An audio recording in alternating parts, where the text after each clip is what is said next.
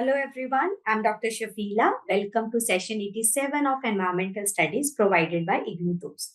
Environmental Studies is one of the subject of graduation courses of IGNOU. So let's start with the first question of session 87. So that is, which of the following is not a cause of air pollution? So let's understand first what is air pollution. So the presence of unwanted components in air, it leads to the condition that is air pollution. ठीक है? सो अगर तुम्हारी air में कोई भी ऐसा component है जो आपको नहीं चाहिए, it can be any gas, it can be any component, it can be even noise also. So please note this point, जो नॉइज है उसको भी हम एयर पोल्यूशन में ही कंसीडर करते हैं. ठीक है. सो अगर एयर में आपकी कोई अननेसेसरली गैस है या कोई गैस ऐसी है जो कि अपनी लिमिट से ज्यादा है, या डस्ट पार्टिकल्स हैं, या आपकी एयर में एरोसोल्स हैं, या आपकी एयर में आप कह लो कि पोलन्स हैं, तो वो सारे आपके क्या हैं, एयर पोल्यूशन है. मतलब वो सारे एयर पोल्यूशन करते हैं. ठीक है. सो आपको बताना है which of the following is not a cause of air pollution. इनमें से कौन सा एयर पोल्यूशन का कॉज नहीं है, रीजन नहीं है. Options are mining operations. देखो, जब तुम माइनिंग करते हो, mining can be underground mining, it can be surface mining, तो डिफरेंट टाइप्स की माइनिंग होती है. सो माइनिंग के जितने भी ऑपरेशंस हैं, like at every step in mining आपका एयर पोल्यूशन डेफिनेटली होता है. माइनिंग में आप रोड्स की पेविंग भी करते हो, माइनिंग में आप ब्लास्ट भी करते हो. ठीक है. तो माइनिंग के हर स्टेप में डेफिनेटली एयर पोल्यूशन होता है. अगर हम we will talk about acid rain later. So let's talk about agricultural activities. So agricultural activities में आप कह लो कि जब आप कटिंग करते हो अपनी क्रॉप्स की, ठीक है, या जब आप पेस्टिसाइड यूज कर रहे हो, जब आप फर्टिलाइजर यूज कर रहे हो, सो आपकी जो भी एग्रीकल्चरल एक्टिविटीज है, most of the agricultural activities they led to air pollution. So specially air pollution में क्या, अगर तुम अपने टिलिंग कर रहे हो अपने फील्ड की, ठीक है, अगर तुम्हारी ड्राई सॉइल है तो मिट्टी उड़ती है, सो डस्ट डस्ट है ना, तो that is also air pollution. और आजकल आपको पता है कि स्टबल बर्निंग बहुत हो रहा है, so that leads to major, that is a major cause of air pollution, जो स्टबल बर्निंग हो रहा है. ठीक है. और एग्रीकल्चरल एक्टिविटी में when you are using pesticides, ठीक है, अगर तुम स्प्रे कर रहे हो, so that is also causing air pollution. So fertiliser भी अगर तुम एज अ पाउडर की फॉर्म में यूज कर रहे हो, और है ना, तो मतलब there are many activities in agricultural in agricultural practices that led to air pollution. Clear. So even जो आप अपना खेत हम बनाते हैं ना, खेत तैयार कर रहे हैं for cropping, so that also add dust in the air. ठीक है. बर्निंग ऑफ फॉसिल फ्यूल, तो किसी भी फ्यूल को तुम बर्न करो, चाहे वो कोल है चाहे पेट्रोल है, ठीक है, सो जितना भी आपका फ्यूल बर्न हो रहा है, that definitely releases pollutants in air. ठीक है. तो वो आपका एयर पोल्यूशन करता है. Oxides of nitrogen, oxides of sulphur, carbon dioxide, carbon monoxide, तो ये आपके हाइड्रोकार्बन, तो ये तो आपके डेफिनेटली रिलीज हो ही रहे हैं when you are burning the fossil fuel. ठीक है. सो ये तीनों ए सी एंड डी, ये तीनों तो आपके these are the major causes I would say, है ना, ऑफ एयर पोल्यूशन. बट अगर हम लोग बी की बात करें, एसिड रेन, देखो acid rain is not a cause of air pollution, but it is because of air pollution. ठीक है. It is other way round. Acid rain is the like is due to air pollution. Air में जब आपने ये fossil fuel को burn करा, तो आपके एयर में ऑक्साइड्स ऑफ सल्फर या ऑक्साइड्स ऑफ नाइट्रोजन आए, जिसके कारण आपकी एयर में ऑक्साइड्स ऑफ नाइट्रोजन या ऑक्साइड्स ऑफ सल्फर के कारण जब आपकी रेनफॉल होती है, दे attach with the water molecules, तो सल्फ्यूरिक या नाइट्रिक एसिड बनाते हैं. When those acid they come down with the rain, उसको हम एसिड रेन कहते हैं. तो एसिड रेन आपका एयर पोल्यूशन का कॉज नहीं है. Acid rain is because of air pollution. ठीक है. तो आपको बताना था कौन सा कॉज नहीं है. तो obviously acid rain air pollution का कॉज नहीं है, it is because of air pollution. ठीक है. So answer is B. So next question, which of the following is not a reason or factor for exposure to benzene pollution? So देखो, benzene क्या है, benzene is carcinogenic. ठीक है. सो benzene जो है carcinogenic means cancer causing component. सो benzene से human को cancer होने के चांसेस हैं. ठीक है. सो बेंजीन आपको बताना है कि इनमें से कौन सी चीज एक्सपोज नहीं करती या प्रोड्यूस नहीं करती बेंजीन. ठीक है. ऑप्शन है ऑटोमोबाइल एग्जॉस्ट. देखो, ऑटोमोबाइल एग्जॉस्ट की बात करें तो ऑटोमोबाइल में हम लोग उसमें क्या बर्न हो रहा है, या पेट्रोल या डीजल. पेट्रोल या डीजल में नेचुरली स्मॉल अमाउंट में बेंजीन होता है. देखो, बेंजीन का फॉर्मूला आता है C6H6. सो बेंजीन होता है आपके पेट्रोल या डीजल में। सो जब आपके व्हीकल में पेट्रोल या डीजल बर्न होता है तो डेफिनेटली अनबर्न्ड बेंजीन रिलीज होती है। सो ऑटोमोबाइल एग्जॉस्ट जो है वो आपका बेंजीन पोल्यूशन का एक सोर्स है। टोबैको स्मोकिंग की बात करें, सो जो आपका टोबैको स्मोक है उसमें से बहुत सारे टॉक्सिन्स रिलीज होते हैं। सो वन ऑफ द टॉक्सिन जो रिलीज होता है from tobacco smoke is benzene. So we have already discussed this in one of the previous sessions. So when you go through the previous sessions of EVS environmental studies, you will come to know tobacco smoke में exactly कितने आपके carcinogens होते हैं, कितने toxic chemicals होते हैं। So इसमें आपका tobacco smoke में benzene for sure है, this is one of the carcinogen, ठीक है। So wood burning की अगर हम बात करें, सो वुड बर्निंग में भी आपके बहुत सारे केमिकल्स रिलीज होते हैं when you burn the wood, including आपका बेंजीन, फॉर्मेल्डिहाइड, तो ऐसे बहुत सारे आपके केमिकल्स जो है वो रिलीज होते हैं। सो आपके ए, बी एंड सी तीनों ही बेंजीन पोल्यूशन के सोर्सेज है। अगर मैं फूड कुकिंग की बात करूं, सो अगर आपका कार्बोनेटेड फूड है, अगर आपका फूड ही कार्बोनेटेड ड्रिंक्स हैं आपकी, या मेयोनीज हैं कार्बोनेटेड, मतलब कार्बोनेटेड अगर हम ड्रिंक की बात करें उनमें there are the chances of presence of benzene, there are the chances है ना of presence of benzene, but you are when you are cooking your normal food like your vegetables है ना, तो खाना बना रहे हो, so उसमें the cooking food is very less chances, ठीक है, until and unless उसमें बेंजीन का कोई कंपोनेंट ना हो, ठीक है, हो उसमें। अदरवाइज कुकिंग फूड में आपका जब आप फूड कुक कर रहे हो उसमें बेंजीन पोल्यूशन नहीं होता, ठीक है। So cooking food does not contribute to the benzene pollution in air unless and until आप कोई carbonated food जो है वो यूज कर रहे हो, ठीक है। So D is the answer. It is not the reason and factor for the exposure to benzene pollution. So question number 3, the set of pipes which take away sewage.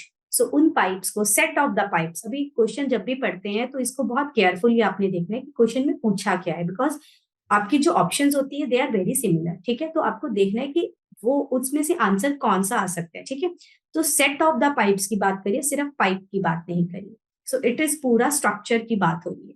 The set of the pipes which take away sewage, जो sewage को आपके घर से या public building से water treatment plant तक लेके जाते हैं, उस पूरे सेट को हम क्या कहते हैं? Options are pipe system, no.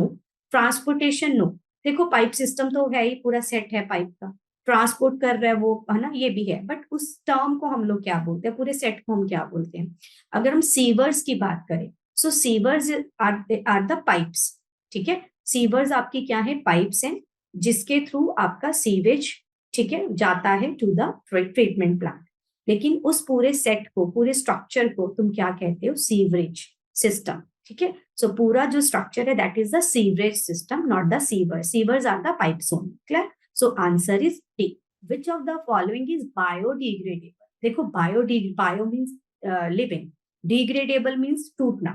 So biodegradable means any material like जिसको आपके माइक्रो ऑर्गेनिजम्स, लिविंग कंपोनेंट्स तोड़ सकते हो, ठीक है, डिकम्पोज कर सकते हो, बड़े कंपोनेंट को छोटे में तोड़ सकते हो। सो बायोडिग्रेडेबल, जैसे अगर हम पेपर की बात करें, पेपर इज बायोडिग्रेडेबल, ठीक है। या अगर हम बात करें आपके कंपोस्ट की बात करें, मैन्योर की बात करें, इट इज बायोडिग्रेडेबल। आपके जो वेजिटेबल पील्स हैं बायोडिग्रेडेबल, ठीक है। इवन आपके जो कपड़ा है, क्लोथ्स हैं, ये भी आपके डिग्रेडेबल हैं। लेकिन when we talk about glass, so glass is non biodegradable. देखो अगर मैं इसको थोड़ा सा और हम करें कि बायोडिग्रेडेबल हम उसको कह रहे हैं जो आपके वो जो जल्दी डिग्रेड हो जाते हैं, ठीक है, जल्दी मतलब मंथ्स में या ईयर्स में भी अगर हो जाते हैं तो भी हम उसको बायोडिग्रेडेबल बोलेंगे। बट अगर हम ग्लास की बात करें, ग्लास ईयर्स मतलब 1 मैक्सिमम, है ना, मतलब बेसिकली बायोडिग्रेडेबल कम से कम टाइम में जो डिग्रेड होता है। अगर मैं ग्लास की बात करूं, इसको तो 100-200 साल लग जाते हैं टू डिग्रेड, ठीक है। क्रूड ऑयल अगेन, इसको बहुत टाइम लगता है डिग्रेड होने में। नायलॉन को भी बहुत टाइम लगता है, मतलब ईयर्स, ठीक है, हंड्रेड्स ऑफ ईयर्स अगर लग रहे हैं तो उसको हम बायोडिग्रेडेबल नहीं कहते, क्योंकि वो हमारे लाइफ टाइम में डिग्रेड नहीं हो रहा। सो बायोडिग्रेडेबल जिसको हम देख रहे हैं कि वो हमारे लाइफ टाइम में डिग्रेड हो रहा है। सो बेसिकली हम लोग कहेंगे कि लाइक विद इन डेज वो या विद इन मंथ्स वो डिग्रेड हो रहा है, सो दैट इज बायोडिग्रेडेबल।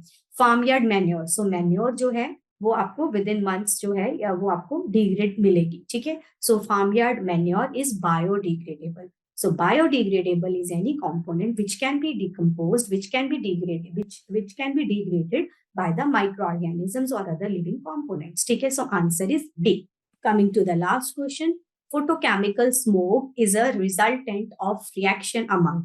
देखो smoke क्या होता है, अगर हम लेमैन टर्म में बात करें, smoke is a combination of fog and smoke, ठीक है, बट इतना इजी नहीं है कि अगर एयर में स्मोक भी है, धुआं भी है और फॉग भी है तो आपका स्मोक बन जाएगा. देयर आर मेनी कंडीशंस जो एयर में एक्चुअल में स्मोक बनाती है. ठीक है, so one of the important condition जो यहाँ पे नहीं लिखी हुई है, so you can note down, so that is temperature inversion. ठीक है, so in one of the previous sessions हम लोगों ने डिस्कस करा था कि आपका जो एटमॉस्फेयर है it has been divided into layers, और जो वो लेयर्स हैं वो अकॉर्डिंग टू टेम्परेचर डिवाइडेड है. किसी लेयर में टेम्परेचर ज्यादा है, किसी में टेम्परेचर कम है. When we talk about troposphere, first layer जहां पे हम लोग रहते हैं, सो ट्रोपोस्फेयर में आपका जो टेम्परेचर है वो आपका वो डिक्रीज होता है. ट्रोपोस्फेयर में टेम्परेचर 15 डिग्री से -2. यस, troposphere में temperature decreases when we go up with when we go up in the air. ठीक है, so troposphere में temperature decrease होता है.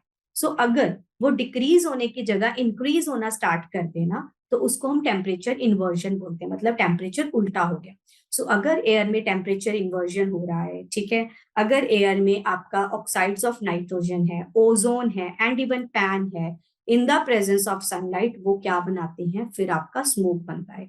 सो स्मोक बेसिकली हम लेमैन लैंग्वेज में तो फॉग प्लस स्मोक बोलते हैं, पर other conditions which are required for the formation of smoke are sunlight, temperature inversion. So temperature inversion जब आपका टेम्परेचर रिवर्स हो जाता है इन ट्रोपोस्फेयर. ठीक है, so oxides of nitrogen, ozone and PAN, ये चारों मिलके आपके क्या बनाते हैं, स्मोक. ठीक है, सो देखो जो अगर हम फोटोकेमिकल स्मोक स्पेसिफिकली उसकी बात करें, स्मोक आपके दो तरह के होते हैं, एक होता है क्लासिकल स्मोक, दूसरा होता है फोटोकेमिकल स्मोक.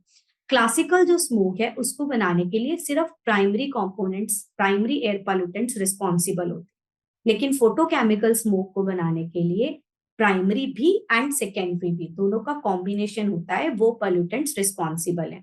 तो फोटोकेमिकल स्मोक में अगर हम देखें, NO2 it is a primary air pollutant, ozone it is a secondary air pollutant, pan it is a secondary air pollutant. तो ये तीनों, अच्छा primary secondary, like in one of the previous session, like I believe it would be like 85 और 86 number video में हम लोगों ने अभी डिस्कस करा है कि आपका ये प्राइमरी या सेकेंडरी पॉल्यूटेंट्स क्या होते हैं. You can go back like 2 to 3 videos, then you will find this particular topic, और बहुत अच्छे से हमने वहां पे ये अच्छे से डिस्कस करा है कि प्राइमरी एंड सेकेंडरी पॉल्यूटेंट्स क्या होते हैं. ठीक है, सो NO2 आपका जो है वो प्राइमरी है, O3 आपका सेकेंडरी है एंड पैन आपका क्या है, सेकेंडरी है. In the presence of sunlight आपका क्या बनता है, स्मोक बनता है.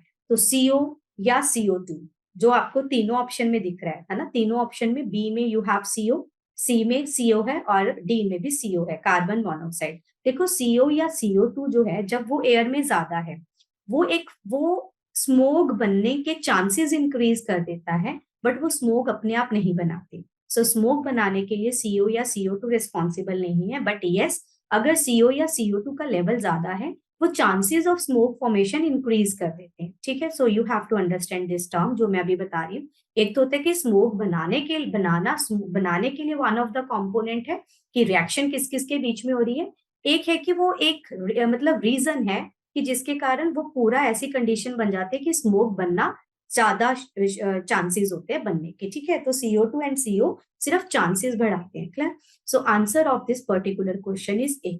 So that was the last question of the session. So learners, those who are doing either PG or UG degree from IGNOU Dost is there to help you out. We at IGNOU Dost are providing live and recorded classes. We are giving value added notes.